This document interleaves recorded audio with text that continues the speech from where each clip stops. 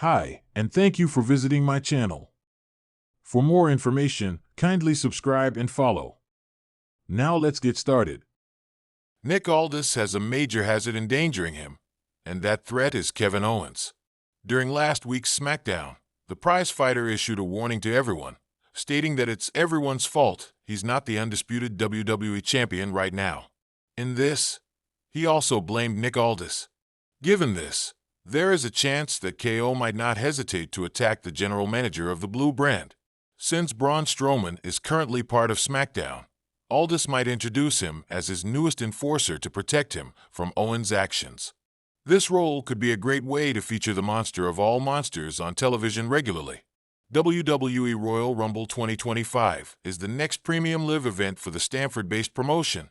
Fans could soon witness WWE stars hyping their entry into the men's Royal Rumble match. However, Jimmy Uso is currently sidelined due to injury and having been attacked by Drew McIntyre last week. So, it's likely that he could appear on SmackDown.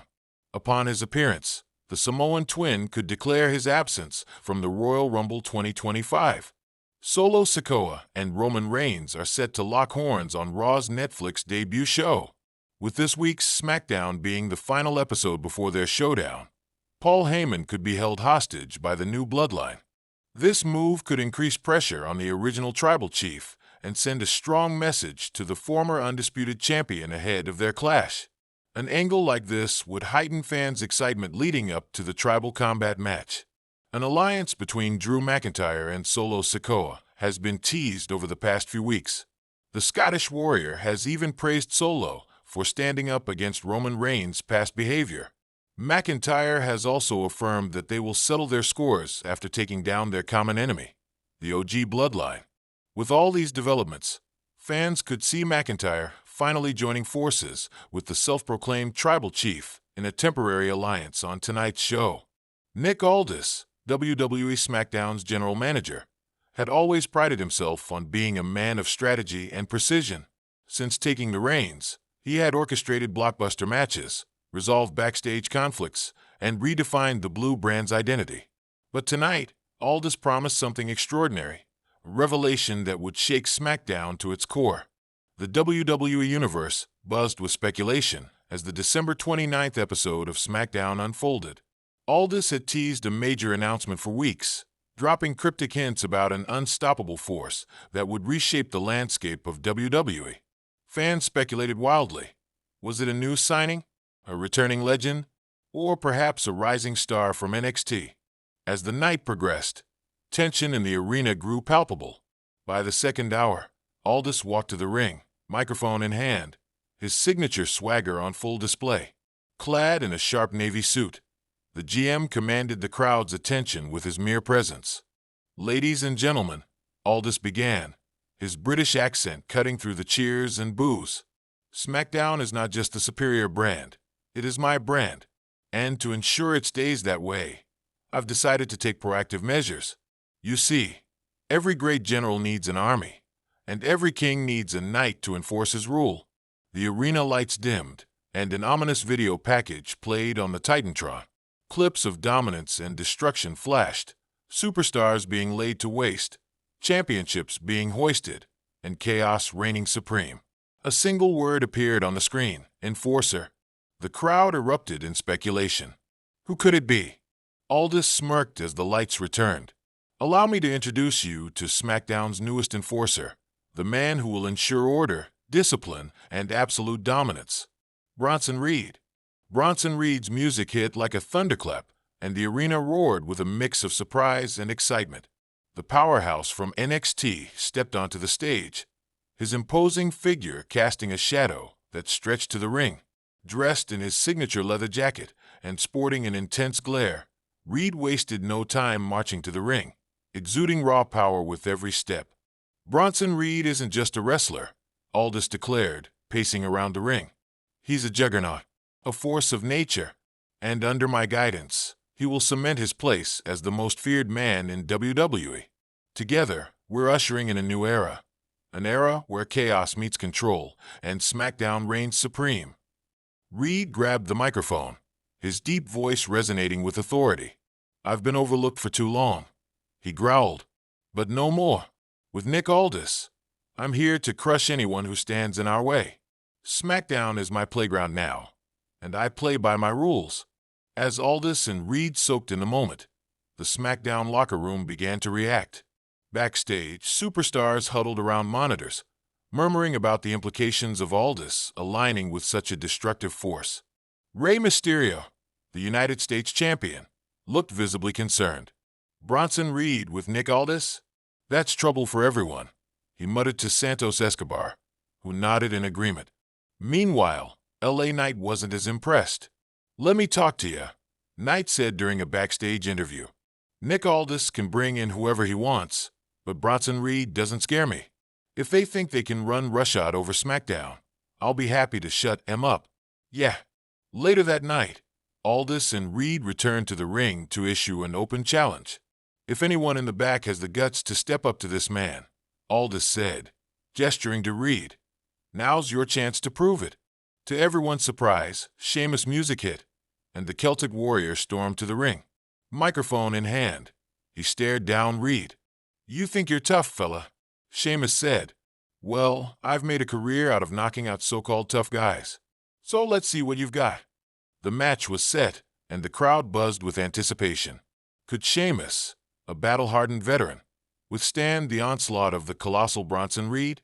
The bell rang, and the two heavyweights collided in a clash of titans. Reed's sheer power was evident from the start, as he tossed Sheamus around like a rag doll. But the Celtic Warrior's resilience and grit kept him in the fight. Sheamus unleashed a flurry of strikes, including his signature beats of the Bowron, but Reed absorbed the punishment, roaring back with devastating power moves. Aldis watched from ringside, shouting instructions and smirking as his enforcer dominated. The turning point came when Reed countered a brogue kick with a thunderous Samoan drop. Climbing to the top rope, Reed delivered his monstrous tsunami splash, pinning Sheamus for the 3 count. After the match, Aldis grabbed the microphone, standing over Sheamus' fallen body alongside Reed. "This is just the beginning," Aldis declared. "If you thought SmackDown was unpredictable before, you've seen nothing yet. Bronson Reed isn't here to play games. He's here to dominate. And anyone who dares oppose us will end up just like Sheamus, broken and defeated." Reed raised his arms, letting out a primal roar as boos rained down from the crowd. The fallout from Aldis' announcement rippled through SmackDown. Superstars like LA Knight, Rey Mysterio, and even Roman Reigns began strategizing how to deal with the new threat. Meanwhile, Bronson Reed's path of destruction continued, targeting SmackDown's top names. With Aldis' guidance, he dismantled opponents week after week, proving himself as a legitimate enforcer and a future main event player. One week, he decimated Grayson Waller, shutting down Waller's loudmouth antics with brutal efficiency. Another week, he clashed with Bobby Lashley, pushing the Almighty to his limits in a hard-hitting slugfest. But the most intriguing storyline was yet to come. Roman Reigns, the undisputed WWE Universal Champion, took notice of Reed's dominance. With the bloodline fractured, Reigns saw Aldis' alliance as a potential threat to his reign. During a heated segment, Reigns confronted Aldis and Reed in the ring. "You think you're running SmackDown now?" Reigns sneered. "Let me remind you who the real boss is around here. Bronson Reed might be your enforcer, but he's no match for the tribal chief." The confrontation set the stage for a potential showdown, a clash between Reigns and Reed that could determine the future of SmackDown. Nick Aldis' decision to align with Bronson Reed was a masterstroke that added layers of intrigue and unpredictability to SmackDown. With Aldis' cunning mind and Reed's unmatched power, the duo became a formidable force, reshaping the Blue brand's hierarchy. As SmackDown marched into the new year, one thing was clear: Nick Aldis and Bronson Reed were just getting started, and the WWE Universe was in for a wild ride.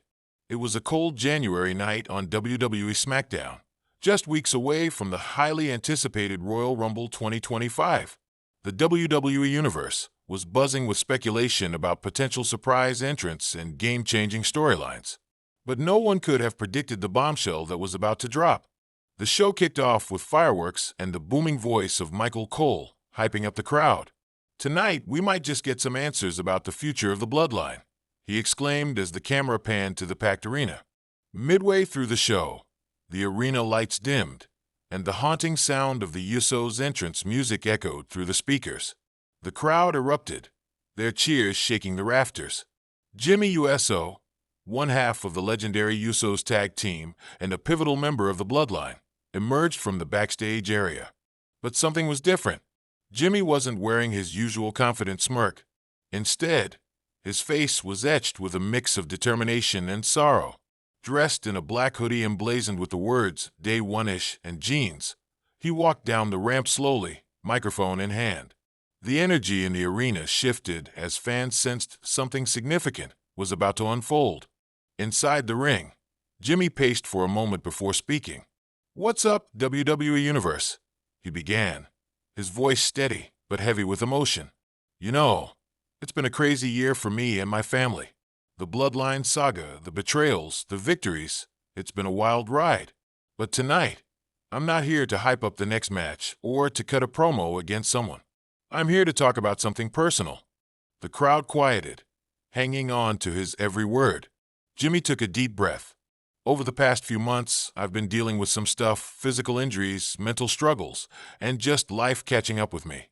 And I know the Royal Rumble is right around the corner. A match that could change everything. A match where legends are made. A match where I've been dreaming of headlining WrestleMania." He paused, his voice breaking slightly. "But this year, I won't be part of it." The arena gasped. Fans couldn't believe what they were hearing. Jimmy Uso, one of the most tenacious competitors in WWE, announcing his absence from the Royal Rumble? Jimmy continued, his tone heartfelt. "This isn't an easy decision for me.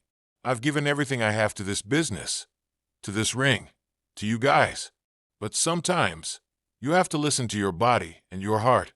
Over the past year, I've been fighting through injuries, ones I didn't let anyone know about. But it's time I take care of myself, for me, for my family, for my future." The crowd erupted in chants of "USO, USO," as Jimmy wiped a tear from his eye. "This isn't goodbye," he reassured them. "This is just me pressing pause.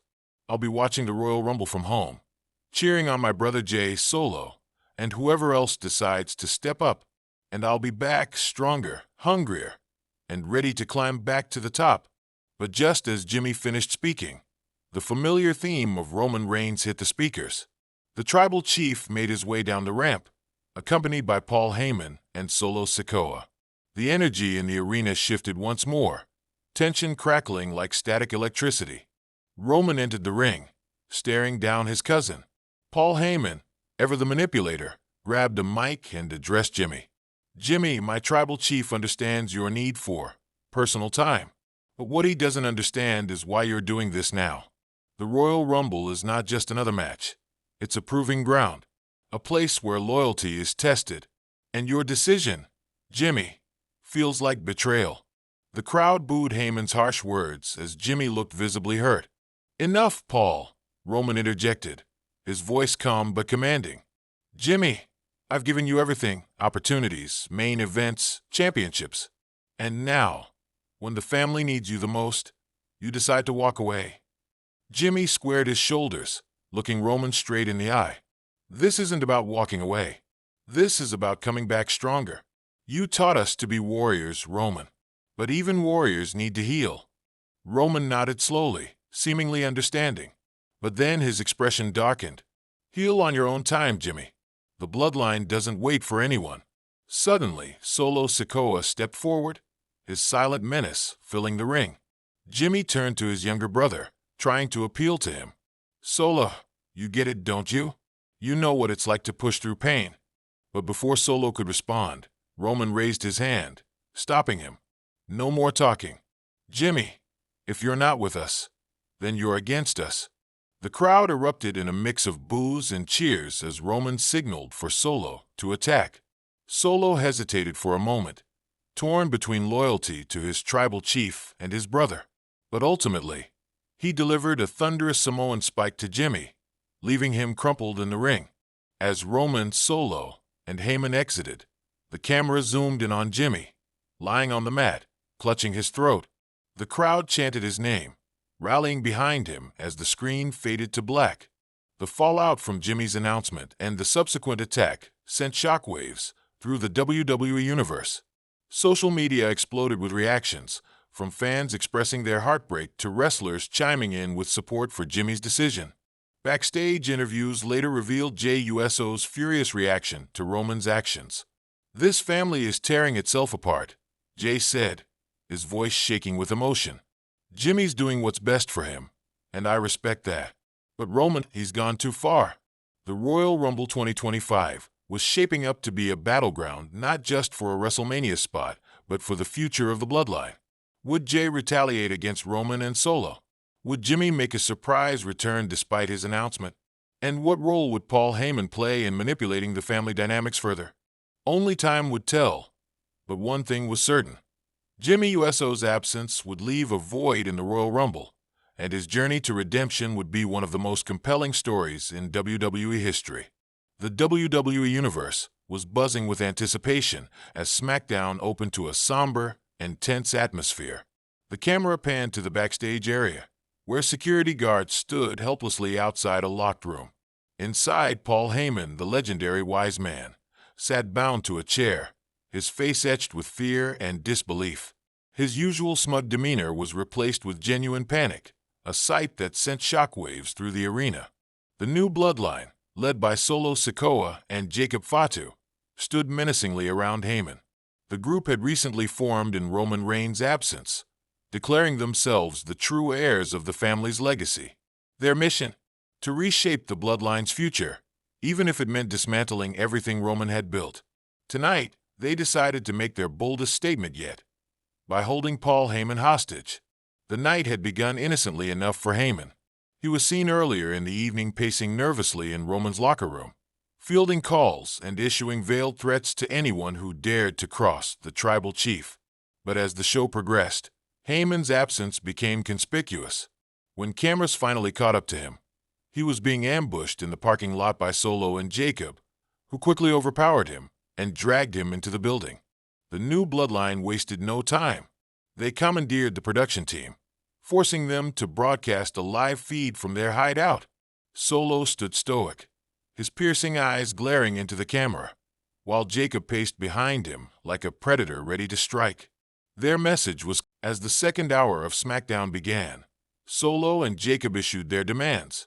"This is not about money," Jacob growled, his voice dripping with disdain. "This is about respect. Roman Reigns left us to fend for ourselves while he sits on his throne, ignoring the family that made him who he is. If he doesn't show up tonight, we will end Paul Heyman's career permanently."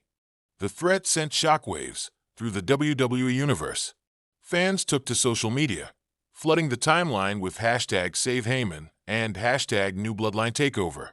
The pressure was mounting, and the question on everyone's mind was the same.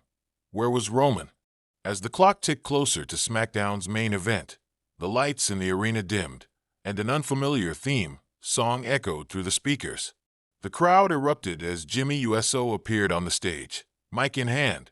"Solo, Jacob." Jimmy's voice boomed as he marched toward the ring. "You want to talk about family? Let's talk about how you're tearing it apart."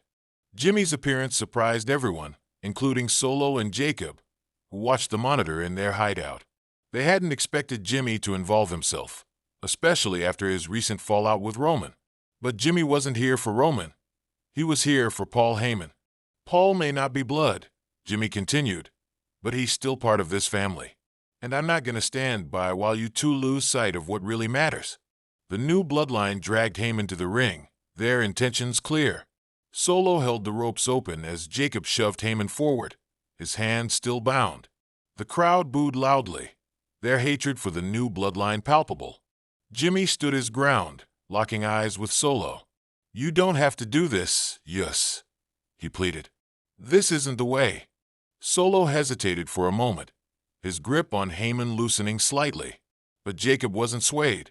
"Don't let him fool you, Solo," Jacob sneered. "Roman brainwashed us, and Heyman's the one who kept it going. They don't care about us." Jimmy stepped closer, his voice softening. "I care. And deep down you do too." Don't let this war tear us apart. Just when it seemed like Jimmy's words might break through, the familiar sound of Roman Reigns' entrance music shook the arena. The tribal chief had returned. Roman's presence was as commanding as ever, and the tension in the ring was palpable. He stepped into the squared circle, his gaze shifting between Jimmy, Solo, Jacob, and Heyman. Without saying a word, Roman extended his hand toward Heyman, who shuffled behind him like a lost puppy. The crowd roared. Their tribal chief was back in control. But Jacob wasn't intimidated. "You're too late, Roman," he spat. "This isn't your bloodline anymore. It's ours." Roman smirked, his confidence unshaken. "You think you can take what I've built? You think you can take me down? I am the tribal chief, and you are just pretenders." The confrontation exploded into chaos as punches were thrown. Jimmy and Solo collided in a heated brawl, their pent-up frustrations boiling over. Roman and Jacob squared off, their clash resembling a battle of titans. Heyman cowered in the corner, watching the carnage unfold. At one point, Jacob grabbed a steel chair, aiming it at Roman's head. But Heyman, in a rare moment of bravery, intervened, pulling the chair away and inadvertently saving Roman. The melee continued until WWE officials flooded the ring, struggling to separate the warring factions. The show ended with Roman standing tall, his arm raised as a battered Heyman clung to his side. The new bloodline retreated up the ramp, their rebellion far from over. As SmackDown went off the air, the WWE Universe was left with more questions than answers. Had Roman truly regained control of the bloodline? Or was this just the beginning of a larger war? Would Solo and Jacob stay loyal to their cause? Or could Jimmy bring them back to the family? And what role would Heyman play in the battles to come? One thing was certain. The bloodline saga was far from over, and the WWE Universe couldn't wait to see what happened next.